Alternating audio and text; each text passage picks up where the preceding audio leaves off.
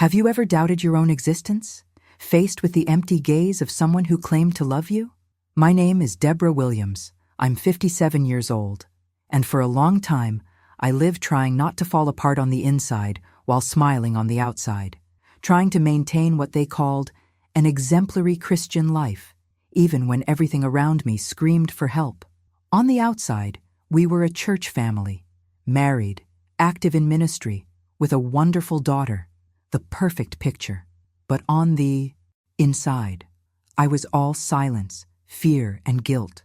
Guilt for thinking about giving up, guilt for feeling alone, guilt for no longer being able to believe that this was love. For years, I was taught to believe that faith meant enduring in silence, that submission was a sign of spiritual maturity, that God would bless me if I just endured a little longer, but that a little more turned into a life. Have you ever been there? Have you ever tried to convince yourself that everything is okay, even though you feel like something is deeply wrong? I know I'm not the only one. Many Christian women live trapped in relationships where they are betrayed, emotionally abandoned, judged by their own community, and silenced in the name of a faith that should actually liberate. For a long time, I kept quiet, until something happened. Something simple, but it changed everything. My daughter, my girl, my light, looked me in the eyes and said something that tore at my heart and woke me up completely. And that's what I need to tell you about today. Stay with me until the end, because maybe you also need to hear what took me years to understand. Because sometimes God uses those who are right next to us to show us what we refuse to see. And it was there, in that moment, on that night, that everything began to change. I was very young when I got married.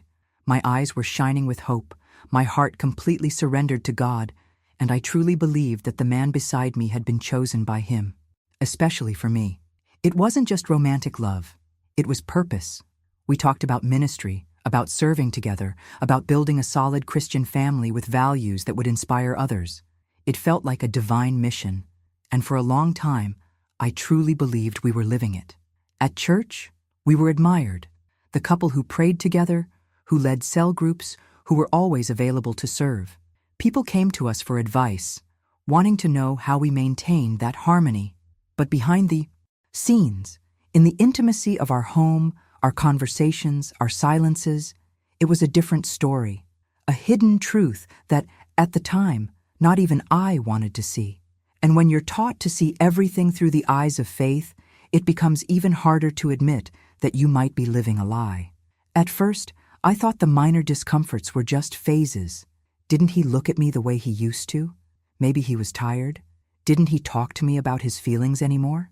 Maybe he was just a more reserved man. I started justifying what hurt me as if it were part of the process. After all, wasn't Christian marriage about sacrifice, about renunciation, about the cross? This mindset crept in subtly, and without realizing it, I began molding myself to fit into the empty spaces he left. I stopped expressing my feelings. I stopped asking questions. I even stopped praying for myself. Everything began to revolve around him, his needs, his moods, his approval. My relationship with God became a place of constant intercession for a marriage that was beginning to suffocate me. I remember one particular night. We were driving back from a service where he had ministered on love and forgiveness. People were moved, some crying. I was beside him, smiling at everyone, but inside, I was frozen. During the service, he didn't even look at me, and when we got in the car, he remained silent, as if I weren't even there. The feeling of emptiness was deafening, and yet, I insisted to myself, this is normal. Marriage is about commitment, not feelings. I repeated this so many times that I began to believe it. Now I want to go even deeper into this subject, because what I didn't realize at the time was that, little by little, I was disappearing into an alliance that only existed on paper, and in the facade we maintained in front of the church. People saw us entering the church hand in hand, always sitting in the front row, smiling at everyone. We received compliments disguised as admiration. You are an inspiration to so many couples. It's beautiful to see how you walk together in God. And I smiled, always smiled, because that was the image they expected of us. A strong, anointed couple, committed to the kingdom. But no one imagined what was happening behind that impeccable frame. No one heard the silence that accompanied us in the car, nor the cutting words spoken calmly and coldly as the doors of the house closed. The truth is, their relationship had become a kind of rehearsed choreography. He knew exactly what to say in public, how to appear affectionate, respectful, even caring. But at home, touch was rare, conversations faded, his eyes avoided mine, and it wasn't just a matter of routine. It was absence, indifference, a kind of contempt disguised as weariness. And the most painful thing was realizing that it didn't seem to bother him anymore, only me. I remember a time when I began to doubt my own perception. Am I overreacting? Am I being too sensitive? Maybe I'm demanding too much. But deep down, a part of me knew something was wrong, yes. I just couldn't talk about it with anyone. Because within the church, where everyone admired us, there was no room for marital imperfections, much less for confessions that would shatter the pedestal they'd placed us on. This dissonance between appearance and reality slowly consumed me. I began to silently fall ill. I had anxiety attacks, insomnia, and body aches that doctors couldn't explain. And yet, I kept saying, "It's okay," putting on makeup to cover my fatigue, wearing borrowed smiles to continue fulfilling my role as an exemplary Christian wife. It was as if my identity was tied to this marriage, as if admitting something was broken was admitting I had failed as a woman, as a wife, as a Christian. The cruelest thing is that, on the surface, nothing justified this feeling. There was no screaming, no physical violence, no scandal. Just a silent, constant abandonment, camouflaged by everyday life. And sky? Absence so present that it seemed normal. And that's when I realized how trained we are to normalize what hurts, as long as it comes with the appearance of stability. How many times did I see him being affectionate with others at church, while at home he barely answered my questions? How many times did he post verses about love and honor in marriage while treating me like a shadow in our own home? The impact on my self-esteem was profound. I began to doubt my worth, my perception, my sanity. It was like living in an emotional theater where I was playing a role that no longer made sense, but which, nevertheless, I couldn't abandon. I know many people imagine that marital suffering is only legitimate when there's scandal, but emotional pain, intentional distancing, veiled contempt, all of this also destroys. But it does so gradually, like an invisible erosion, until one day you wake up and realize you're completely disconnected from the person you share your life with, and even from yourself. And the most contradictory thing is that, even in the face of all this, I still blamed myself for not being grateful enough. After all, he was there, wasn't he? There was no aggression. There was no betrayal, at least not that I knew about at the time. There was just a chasm growing between us, fed day after day by silences, indifference, swallowed words, and stifled feelings. But anyone looking from the outside would never have guessed. The image was perfect. The smiling couple from the church, the dedicated leaders, the blessed family. It was like living a double life, one that truly existed and another staged to maintain a reputation. This contradiction affected me so much that I began to wonder how many other women were going through the same thing, but also keeping quiet for fear of judgment, shame, or simply because they feel they don't have the right to say they're unhappy. And it was precisely this thought that motivated me to share my story here, not to expose anyone, but to break this cycle of silence that sickens so many women, especially within the Christian environment, where discourse about faith is often laden with unrealistic expectations. If you've somehow identified with this so far, I want to tell you that you're not alone. And more than that, I want to invite you to continue this journey with me. This channel exists for this purpose, to give voice to stories that almost no one has the courage to tell, to open space for conversations that need to happen, and to create a supportive community where every woman can feel heard, welcomed, and empowered. So, if this kind of content resonates with you, if it touches your heart in some way, subscribe to the channel, like this video. Write in the comments what's most impacted you so far. Your participation here is what makes this channel grow and reach more people with this message. Because when we share, healing begins to spread. And I truly believe that there are many other women who need to hear liberating truths, and maybe you'll be the one to bring it to them. And now, returning to my story, there was a moment when the signs became impossible to ignore. It was as if God, who had been whispering through the discomfort until then, finally shouted within me. It all started almost imperceptibly. A harsh comment here, a disguised absence of activity there. At first, I tried to ignore it. I told myself he was tired, overwhelmed with work and church commitments. And I believed it, because it was easier to believe that than to face the possibility that something was breaking, slowly but irreversibly. He started arriving later, and when he did, his mind always seemed elsewhere. I'd ask him how his day had been, and I'd get automatic, curt answers, as if it were an effort to respond. I began to feel uncomfortable in my presence. But still, I remained silent. I clearly remember the first time I felt something was off, something out of line. It was a Sunday night. We were home after church, and he received a text message on his phone. He glanced quickly, locked the screen, and turned the device face down. I didn't say anything, but that gesture stuck with me. It was one of those small details that carry enormous weight. A hidden truth, not yet revealed, but already leaving its mark. In the following weeks, the last-minute meetings began. The ministerial meetings that suddenly appeared. The calls he answered in his bedroom, with the door closed. With every attitude, every different behavior, my intuition screamed. But my mind, fed by years of doctrines about patience, submission, and forgiveness, whispered the opposite. Don't make a fuss. He's a man of God. You need to trust. And I tried to trust. I tried to convince myself that it was all just a difficult phase, a period of natural wear and tear. I repeated this like a mantra, like someone clinging to an anchor at sea, even as they see a storm brewing on the horizon. That's when the little lies began. Simple things that might have gone unnoticed if I hadn't been so attentive, and yet so desperately trying to ignore them. He'd say he was going one place and then discover he was somewhere else. Or he'd say he was with a fellow church member, but the stories didn't quite match up.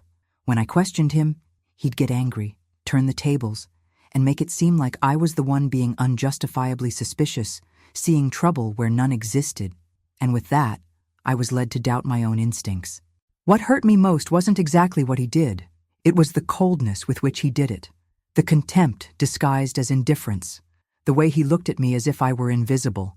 The constant feeling of being ignored, diminished, silenced. And at the same time, the fear of speaking up, of confronting, of hearing a truth I might not be ready to face. The emotional toll of living in this state of alert, in this silent minefield, gradually took away my peace, until I could no longer recognize who I was within that relationship. But even in the face of all this, I continued to maintain the image of a strong, balanced, spiritual wife. Because in my mind, admitting something was wrong was admitting I had failed. And this mentality, that a woman must endure everything in the name of faith, is something that paralyzes us, that traps us in invisible prisons. Prisons made of pretty phrases, of toxic advice wrapped in verses, of unrealistic expectations that slowly destroy the soul. And it was at this point in my journey that I began to understand how much silent decisions shape our reality. It wasn't a major event that destroyed my marriage. It was the small abandonments, the unspoken absences, the calculated gestures, the subtle lies. The transformation didn't begin with a scandal. It began with the courage to look at it all without looking away.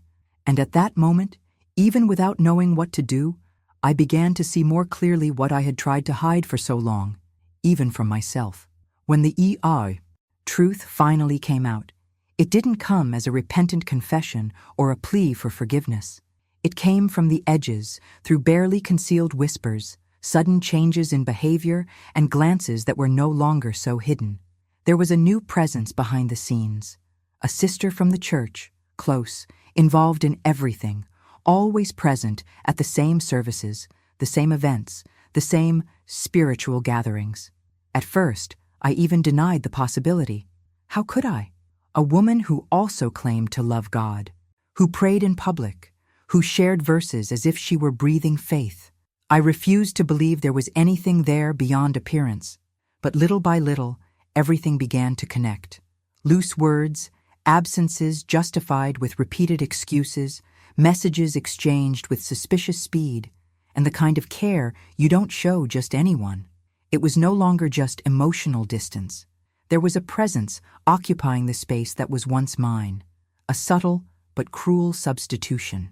And when I tried to talk to him about it, I hoped, perhaps naively, that there would at least be an effort at transparency. But what I received was coldness, defensiveness, and disdain. With every attempt to talk, he accused me of being bitter, insecure, carnally minded, as if my pain were a lack of spirituality. It was one of the most confusing and painful moments of my life, because it wasn't just marital betrayal. It was spiritual betrayal. It was seeing my faith being used as a tool of manipulation, as if I was responsible for all of this, for not being wise, for not guarding my heart, for not keeping quiet and praying more. This narrative surrounded me like a silent judgment. And worst of all, it came from the very community that once applauded me as an example of a Christian wife. I was portrayed as the rebellious one, the emotional one, the one out of control, while he, even amidst his involvement with another woman, continued to be called to preach, lead, and counsel. His image remained intact. Mine was tarnished by innuendos, veiled conversations, and smiles that hid judgment.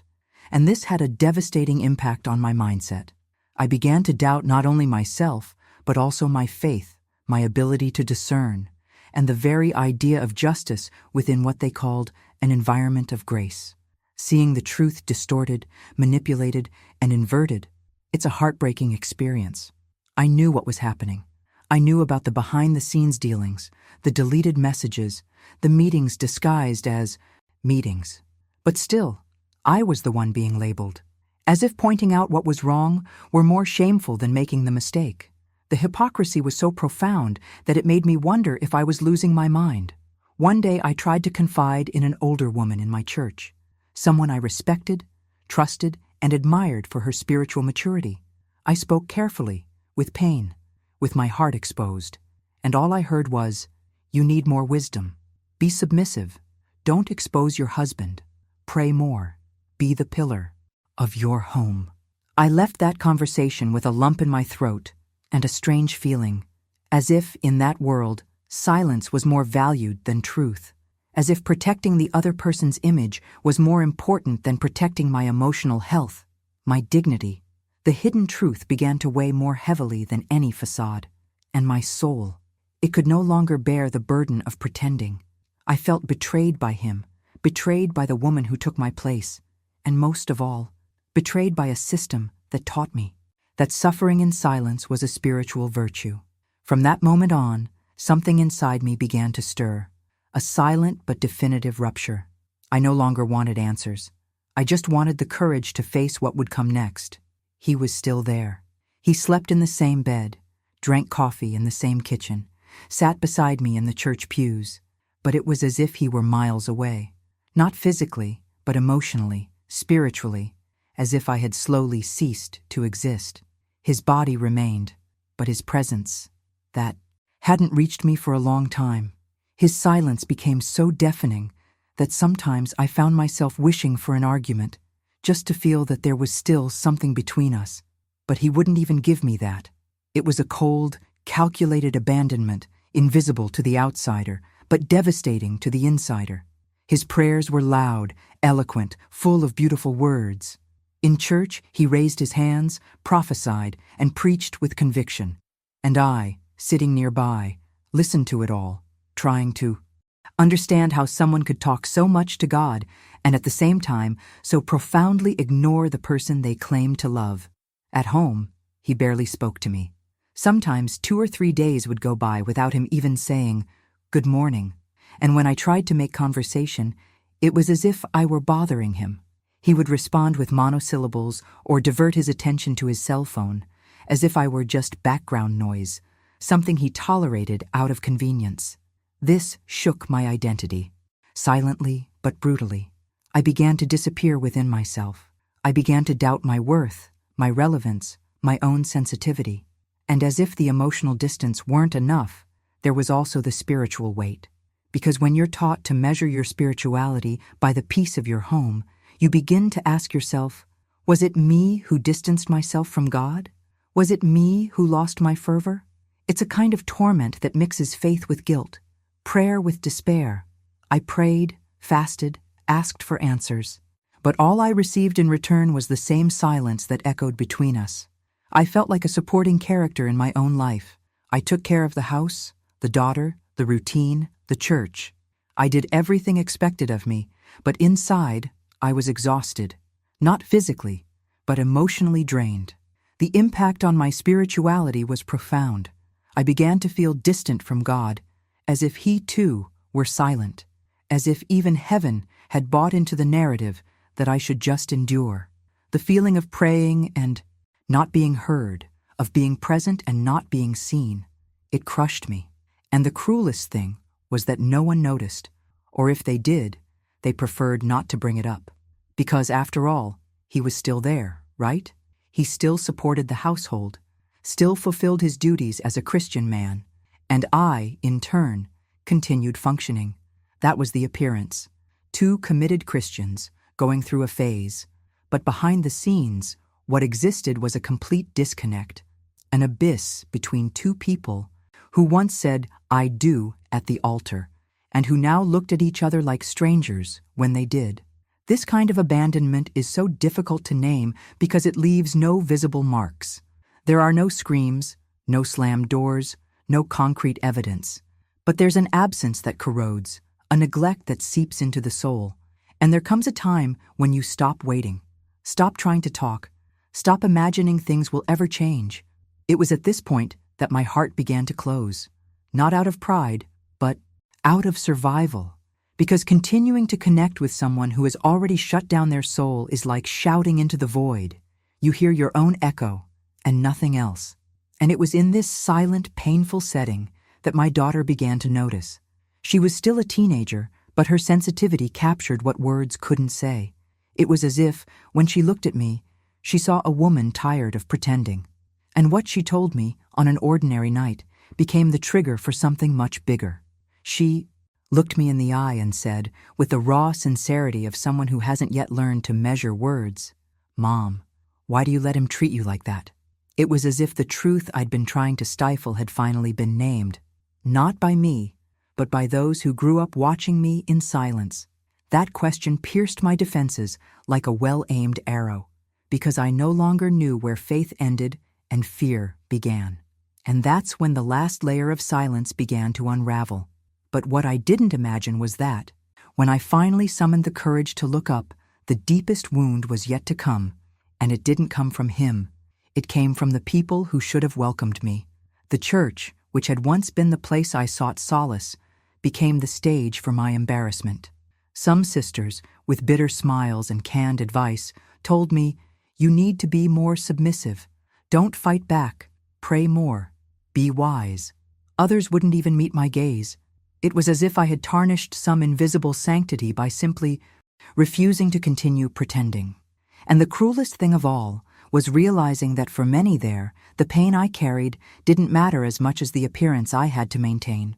Because in some twisted way, a woman's silence was still synonymous with spirituality, as if enduring were virtue, as if silence were faith. While he remained at the pulpit, chanting prayers, receiving hugs and pats on the back, I was seen as the troubled woman, the difficult wife, the rebellious one who couldn't keep the house running. People whispered as if they knew something, but no one actually came to ask how I was. It was easier to believe the convenient version, that I was bitter, resentful, overly critical, because accepting that he might be flawed would require an effort few were willing to make. It was more comfortable to preserve his image, even at the expense of my dignity. What struck me was not just the judgment, but the abandonment. I, who was already emotionally drained, now found myself spiritually isolated. It was as if I had been excluded from an invisible code. I was no longer seen as a woman of God, because for many, a woman of God doesn't expose, doesn't question, doesn't confront. You just pray and wait. But what no one saw was that I had been waiting for years, that my prayer had already been tears, fasting, vigil, that my struggle was for the preservation of what was left of my soul, not for the label of ideal wife. There was a Sunday when I thought about not going anymore, about disappearing altogether, but something held me back. Maybe it was the distorted sense of mission I'd always been taught, maybe the fear of being accused of abandoning my faith, or maybe it was my stubborn, persistent hope that someone there would truly see me. But the hidden truth was harsh. It wasn't just him who had betrayed me. The community had betrayed me too. Every averted glance, every superficial piece of advice, every complicit silence reinforced a message that hurt more than any sentence. You are alone. And it was in this setting, among the benches that once comforted me, that I began to understand that my journey of transformation would have to begin outside that environment, because the mindset surrounding me wasn't ready to hear my truth. And to be honest, I could no longer live by half-truths just to please invisible audiences. It was at that moment that a decision began to form within me, silent but firm, a new thought, one that took me out of survival mode and placed me before a greater challenge, the courage to choose myself, not as an act of selfishness, but as a gesture of sanity. Because if no one else would validate my pain, I would need to learn to validate it myself. And that's exactly when something unexpected happened, something that completely changed the course of my story. It was at that precise point, when everything around me seemed to demand that I simply endure, that I began to perceive a contradiction no one dared to name. Because while I bled inside, they told me, with the practiced serenity of someone who's never had their soul crushed, that I needed to pray more and talk less. Don't expose it, they said. Leave it in God's hands. But what no one explained to me was how to silence a pain that overflowed even on days when I tried to smile. How do you hide a wound that screams even in the silence of prayer? I felt something was wrong, but at the same time, it felt dangerous to say it out loud, because there was an invisible code in the air, that a woman of faith endures, tolerates, swallows. She doesn't question, she doesn't complain, she prays. And therein lies the problem, because praying has become, for many, a way to silence myself, as if spirituality were incompatible with truth, as if denouncing emotional abuse, contempt, betrayal were a sign of a lack of wisdom, as if the simple act of naming pain were an affront to faith. And I tried. I tried with all my might to do what they said was right. I bent my knees until my words turned to sobs. I fasted. I sang. I dressed as they expected. I behaved as they told me. And yet, I was still invisible inside my own home. I continued to feel wrong for wanting the bare minimum: respect, a gesture of humanity, a look that wouldn't pierce me as if I didn't exist. But that wasn't what they preached to me. What they told me, subtly, was that I should conform. That questioning was synonymous with rebellion. That setting limits was a sign of pride. And that's when I realized what they asked of me wasn't faith. It was blind obedience. It was submitting my existence to a standard that nullified who I was just to keep up appearances. The hidden truth, the one no one wanted to admit, was that there was a deeply ingrained mentality there. An idea that a woman is more spiritual the less she disturbs, the more silent she is, as if submission were the only acceptable language at the altar. And this distortion had a silent but devastating impact, because it wasn't just my marriage that was sick, it was the way I was taught to interpret faith, as if it were an elegant prison dressed in verses, as if freedom in Christ had a silence clause for suffering women. And the most shocking thing is that even realizing this, I felt guilty for thinking differently. Because when you're taught from an early age to swallow everything in the name of the kingdom, your pain becomes a dirty secret, a burden you carry hidden, afraid of appearing ungrateful, carnal, or weak. I had already lost the sparkle in my eyes, but I still tried to smile in the service, raise my hand in adoration, show that I was overcoming by faith.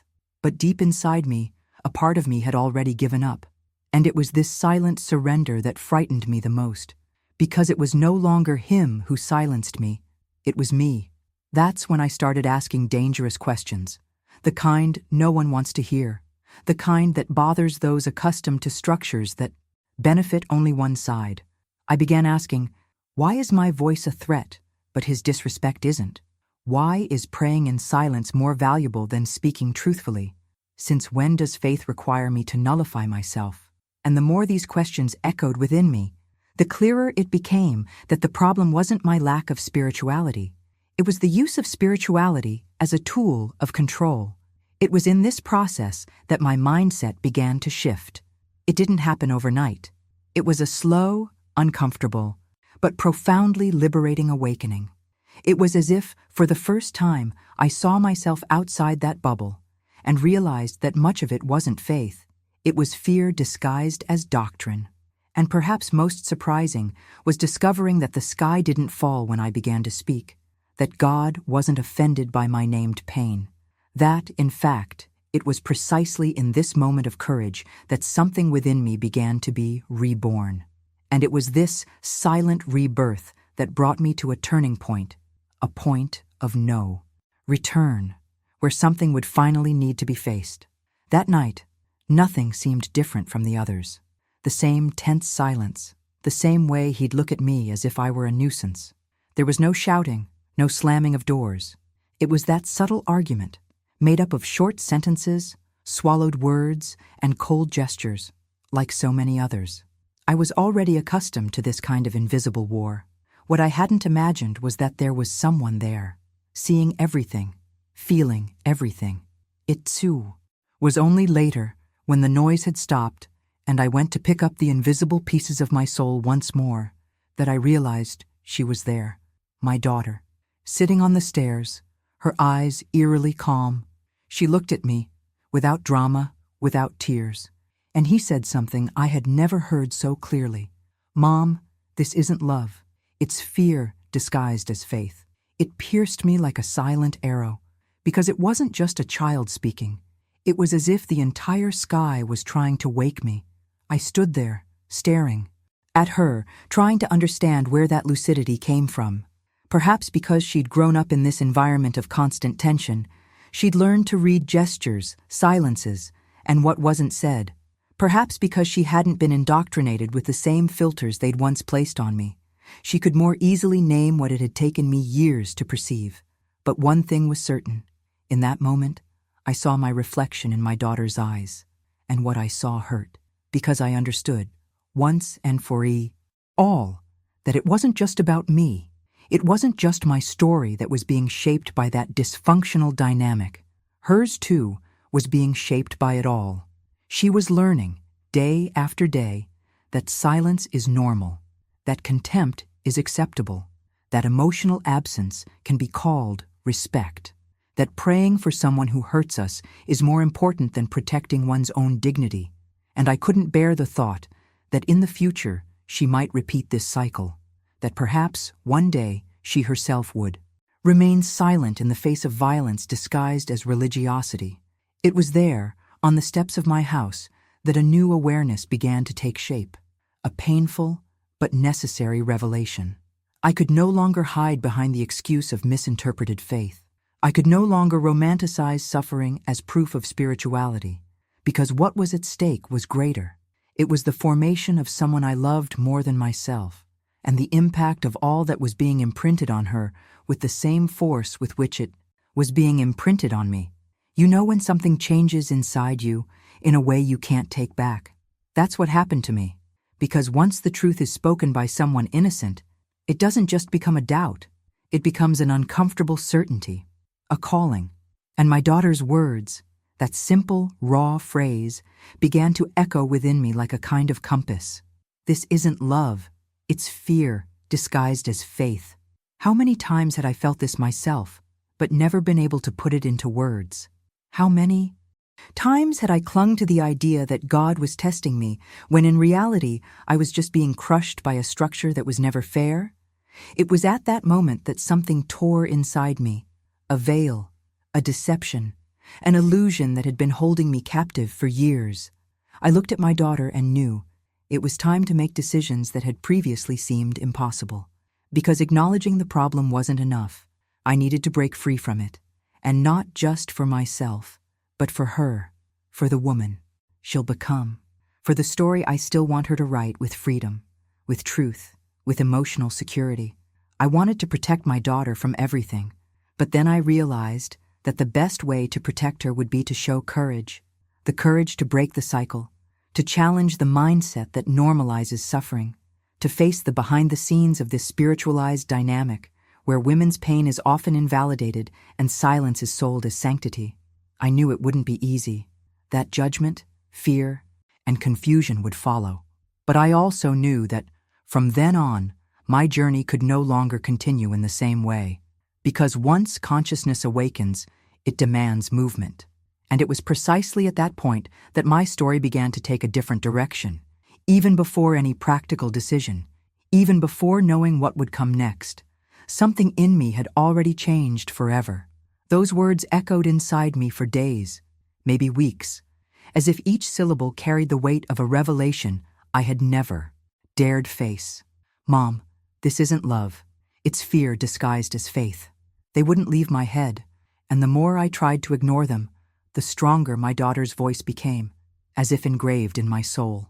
I realized, with painful clarity, that this wasn't just a child's innocent observation. It was divine intervention. It was as if God had used her pure voice to shout something I had refused to hear for years. And it was in that moment that I understood. When the truth comes, it comes to tear, but also to set free. Suddenly, I began to see everything through new eyes. Every gesture, every word, every silence within my home began to take on new meaning. I could no longer deceive myself as I had before. That spiritual theater I called home was crumbling in the face of the harsh truth. What I had previously excused as a difficult phase, I now saw as a destructive pattern. What I had previously called patience, I now understood as unhealthy submission. And what I had previously accepted as God's will, I realized often had nothing to do with God. It was simply the manipulation of a distorted mindset designed to keep women silent. And it broke me. It broke me because I had to face that. For years, I'd allowed my own voice to be silenced, that I'd accepted less than I deserved, believing it made me more spiritual. It was as if a curtain had fallen, revealing the entire backstage of my life, and I finally saw how trapped I was in a cycle that had nothing to do with true love, neither human love nor divine love. It was almost physically painful to realize this, as if every piece of my story had to be revisited, redefined, rewritten. But along with this pain came a strength I never imagined I could feel, a silent but unshakable strength. It was as if, in the midst of all that emotional chaos, I heard a soft voice telling me, "Daughter, I never wanted this for you. I never asked you to sacrifice yourself to be accepted. I never raised you to live in fear." And for the first time in a long time, I cried, not out of sadness, but out of relief, because I understood that God was not on the side of my oppression, but of my freedom, that He wasn't asking me to endure the unbearable, but to choose life, dignity, and truth. From that moment on, I began a silent journey of transformation. It wasn't quick or easy. It was an internal battle full of ups and downs, doubts and discoveries. But each small decision I made was like a brick being removed from the walls that surrounded me. I began to question not only my marriage, but also everything I'd been taught about being a woman, a wife, and a Christian. I realized that many of the things I'd held as absolute truths were, in fact, just human interpretations, steeped in fear, control, and empty traditions. It was strange, because at the same time, I felt freer. I also felt more vulnerable. It was like walking barefoot on a rocky path. Every step hurt, but I knew I was heading in the right direction.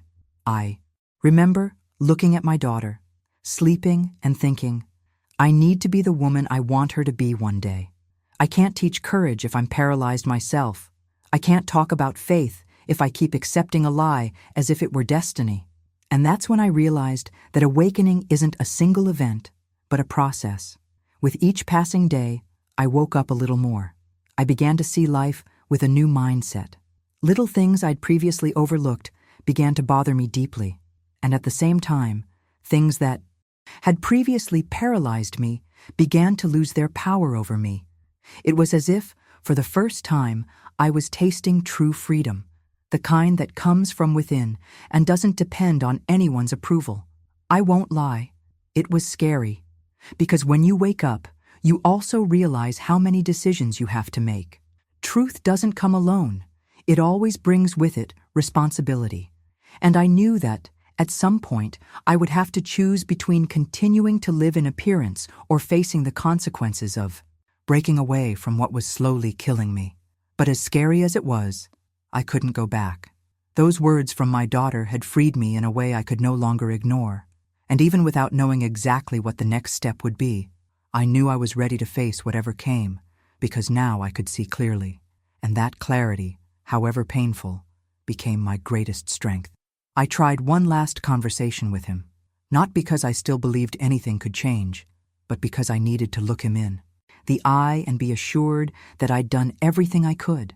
I needed the clarity that comes when we shed illusions and face reality unfiltered. We sat face to face, as we had so many times before, but this time I was different. Something inside me had already broken and mended itself. I was no longer seeking reconciliation, I was seeking truth. The words came out calmly, but with the firmness of someone carrying years of swallowed silence within their chest. I spoke about everything that hurt, about what I saw, what I felt, what I was forced to hide even from myself. He listened to me without listening, without a trace of regret, without a spark of empathy. Only coldness, a coldness that hurts more than screams, because it reveals the void where love should once have existed. And it was there, in that moment, that I understood. The cycle was complete. There was nothing left to save, because he never wanted to build. And as much as that hurt, it was also liberating. I chose to leave. I chose to leave behind that structure that kept me alive on the outside, but dying on the inside. I chose not out of revenge, not out of anger, but out of love. Self-love, love for my daughter, love for the truth. Because to continue would be to betray everything God had already shown me. It would be to deny the healing process that was already underway within me. I left without fanfare, without explanations to the world, because I learned that not every rupture needs to be public to be powerful. Sometimes, the true impact lies in the silent decision we make deep within our hearts, the one that no one applauds, but that changes everything. It wasn't easy. Nothing in me wanted the chaos that would come next. But I no longer cared about fear, because fear was no longer my advisor. For the first time, I was moving from truth. And truth, though painful, is a firm foundation. It was like crossing a narrow bridge over a chasm, blindfolded, but knowing that on the other side was life, real life. Not the embellished version to please others, but a life with purpose, with wholeness.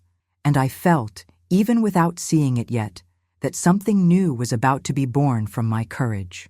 For days, I found myself reliving that scene, me standing, him sitting, the piercing silence between us.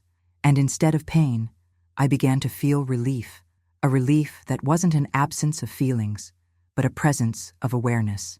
It was as if I had finally taken control of my story, as if, after so long waiting for someone to set me free, I had discovered that the key had always been with me, and this discovery changes everything. Because when we realize we can choose, the past stops being a prison and becomes a learning experience. Of course, the judgments came, the dirty looks, the messages full of unsolicited advice, the invasive questions. But what no one knew is that behind that impulsive decision lay an entire journey. There were sleepless nights, desperate prayers, battles fought in silence. There was a God who never gave up on me, even when I almost gave up myself. And it was this God who sustained me when my strength failed. Because liberation doesn't happen when everything is resolved, but when we decide to no longer live in lies. And here's a hidden truth no one tells you. Sometimes, what feels like failure is actually rebirth. What feels like rupture is liberation. And what feels like weakness is actually the beginning of your greatest strength. I've experienced this firsthand, and every day since has been an exercise in rebuilding, in relearning to trust, in rearranging the pieces, in creating a new version of myself, more connected to the sky, more aware of the earth. Because leaving a place of oppression isn't the end. It's just the beginning of a much deeper journey, that of becoming who you always were, before all the layers imposed by pain. This journey taught me that true love doesn't diminish us, doesn't gag us, doesn't make us disappear. True love expands us. And if what you call love holds you back, paralyzes you, or destroys you from within, maybe it's not really love. That's what I learned, and what made me make the decision that changed everything. And when you choose the truth, even when afraid, even when trembling, something aligns in the invisible, as if the entire sky said, "Finally, you've heard yourself." And from that moment on, everything begins to move on a different frequency. The divorce process wasn't just a separation of bodies, but a separation of worlds, of beliefs, of bonds, of places where I no longer belonged, even if it still seemed that way on the outside. And perhaps the hardest part wasn't the end of the marriage itself, but everything that came with it. The environment where I most expected acceptance was, in fact, where I encountered the heaviest stares, the falsest smiles, the briefest hugs. Inside the church, where I had so often served, trusted, cried, and given of myself, I was labeled, silenced, and judged. There was no scandal, no public exposure of my pain, but the silent judgment was deafening.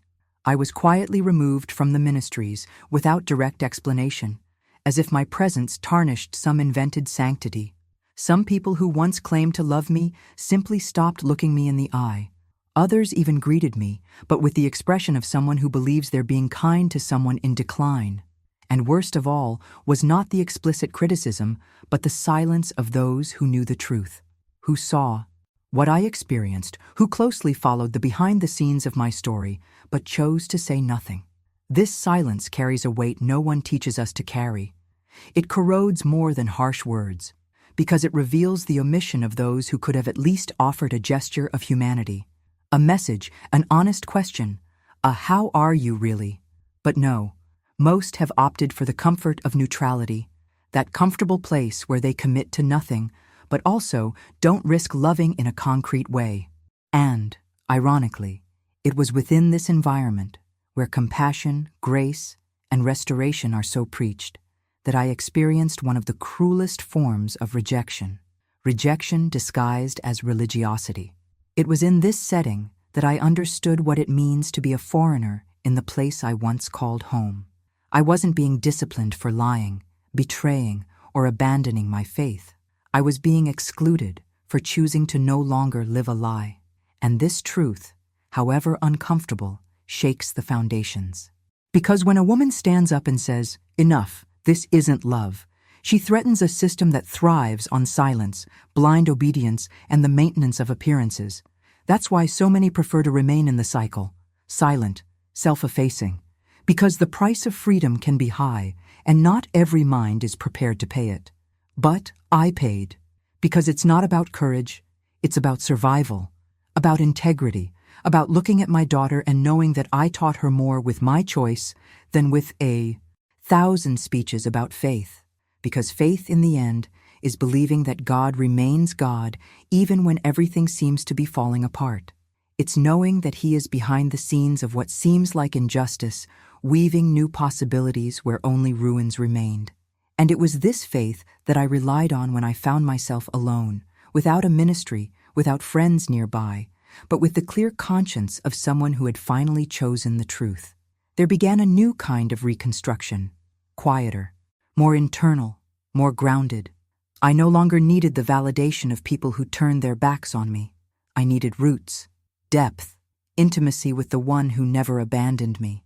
And little by little, I began to understand that true ministry begins in vulnerability, that there is no purer anointing than that born of pain, converted into learning, that the real impact of faith lies not in platforms, microphones, or busy schedules, but in how we deal with our wounds, and with those who hurt us too. Yes, I was judged. Yes, I was left aside. But what impacted me most was realizing that even within the church, there are hidden truths that no one wants to face, like the fact that not all submission is holy, and that abuse often hides behind verses, that fear can use the language of faith to disguise itself, and that there's a sick kind of spirituality that prefers to maintain appearances rather than deal with true transformation. It was by facing all of this that I began to see things differently, and with a different attitude too. It was no longer about fitting in. It was about aligning myself with heaven. And this mindset changes everything. Because even though I was hurt, I knew I was on the right path. Even though I was excluded, I felt I was being protected. And even though I had lost so many things, connections, spaces, reputations, I was gaining something infinitely greater: identity. The awareness of who I was and who God said I was. And that's what no one can take away. Because when we pass the test of fire and don't burn inside, it's a sign that something divine is being generated, a kind of strength that can't be explained. It can only be experienced. And it was on this broken ground, where so many certainties had shattered, that something unexpected began to emerge. It wasn't a triumphant return. It wasn't a rebirth filled with lights and applause. It was, in fact, a silent reunion. Intimate, almost imperceptible to outsiders, but with a profound impact within me. For the first time in a long time, I felt God, without the weight of performance, without the anxiety of justifying myself, without the obligation to be strong. I just felt, and that was all.